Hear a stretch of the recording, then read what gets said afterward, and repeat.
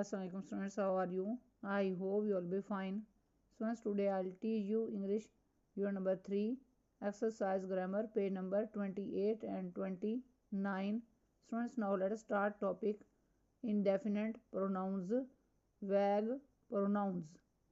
Example number 1, I will take you there. Next, example number 2, some water was spilt. Next, example number 3, I shall be glad to help everyone in studies. Next, the indefinite pronouns refer to a person or thing in a general way but do not refer to any person or thing in particular. Next topic is tenses. Simple present tense. This tense is used, point number 1, to describe habitual actions as example A, we go to school daily.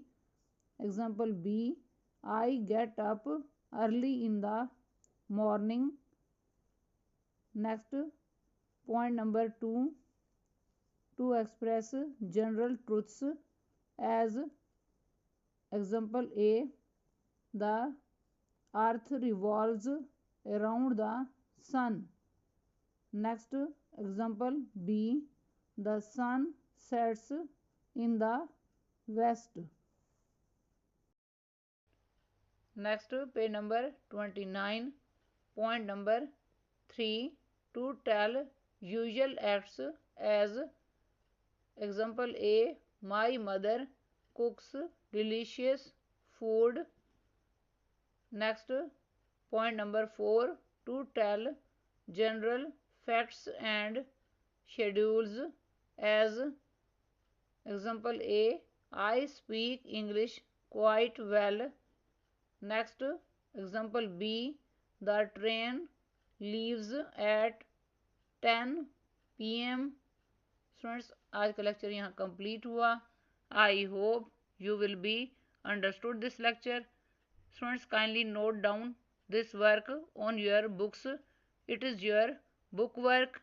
Okay, Allah Hafiz.